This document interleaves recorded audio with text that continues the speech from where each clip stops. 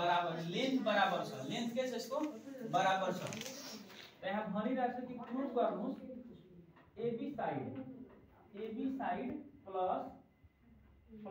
AE plus BC plus BC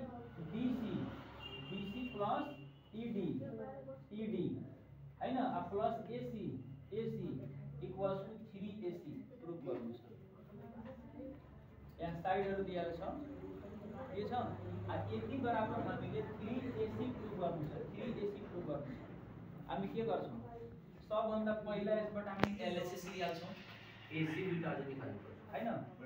LHS लिहाल्छौं अनि अर्को कुरा यो भन्दा पहिला हेर त यसमा एउटा कन्स्ट्रक्सन गर्दियौ कन्स्ट्रक्सन के गर्छौं भने यहाँ देखि D सम्म जोइन गर्छौं आफैले छ हो लेखिदिने यहाँ here अनि ट्रायंगल न लगाइदिने A and D joining A and D A र D लाई हामी के गर्दियौ आफैले जोइन गर्छौं ठीक छ नि अब हेर्नुस् यहाँ किन सर अरे यहाँ यसमा हामीले ट्रायंगल अफ भेक्टर एडिसन द्वारा जानुपर्छ समझिरहेको छ ट्रायंगल अफ भेक्टर एडिसन गर्नको लागि यसमा ट्रायंगल चाहिन्छ नि पहिला यो नभएको भए यो ट्रायंगल थियो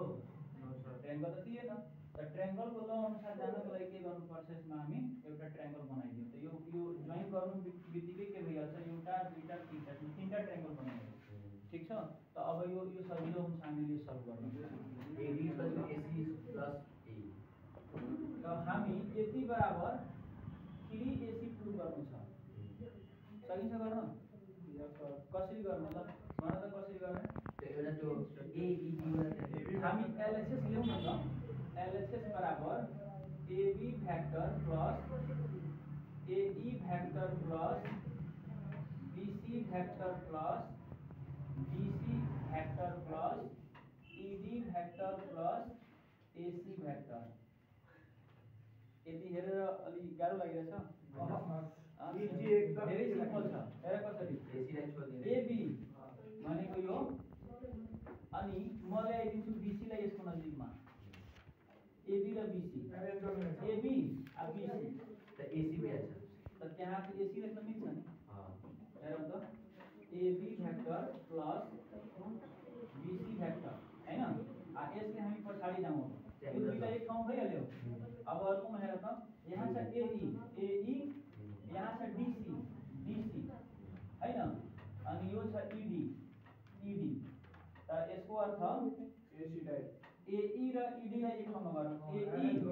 AD AE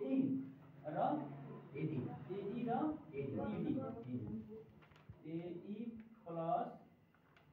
ED प्लस यो के हो DC हैन ल DC यहाँ छदैछ DC राखौं आ प्लस AC अब हेर त AB plus BC AB plus BC भन्नाले AC मै छ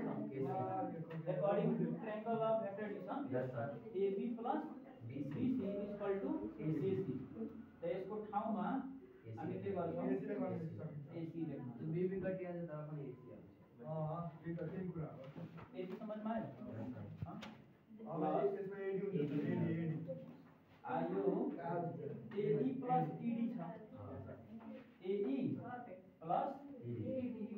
यसको ठाउँमा AD लेख्न मिल्छ yes sir यसको ठाउँमा हामी लेख्दियौ AD है आ यहाँ छ DC यो DC हो त DC नै रहन दियौ DC नै रहन दियौ AC आउँदैन फेरि यहाँ AC यहाँ दिने बदला AC आएन ए त अनि हेर त यहाँ हामी के गर्यौ since triangle law of vector addition लेख्न मिल्छ दुईवटा ठाउँमा यसको ठाउँमा पनि हामी चेन्ज गरेका छौं हैन यसको ठाउँ पनि चेन्ज गरेका छौं त्यो त दुवै ट्रायंगल अफ भेक्टर एडिसन कै लमा नि हामी चेन्ज गर्यौ त्यही भएर साइडमा रिजन दिहाल्ने since triangle of vector addition समझ आइछ नि यस सर ल नबुझेपछि भन्ने है अब हेर्ने AC भेक्टर प्लस यहाँ हेर्ने AD प्लस DC एकचोटी ध्यान दियो त एडी प्लस डीसी को ठाउँमा एसी लेख्न मिल्छ त यसको ठाउँमा अब लेखिदिन्छौँ हामी एसी भेक्टर प्लस यो एसी जस्ताको हैन फेरि रिजन दिने फेरि यहाँ रिजन दिने रिजन के दिने त सेम रिजन दिने यो सेम रिजन हुन्छ त्यो रिजन लेख्नु पर्छ रिजन साइडमा दिनुपर्छ कसरी भयो कुन ल द्वारा भयो त्यो रिजन त्यहाँ दियो अब हेर त AC plus AC plus AC 3 AC proof RHS proof भयो therefore LHS बराबर RHS अब यो आयो समझमा सर क्या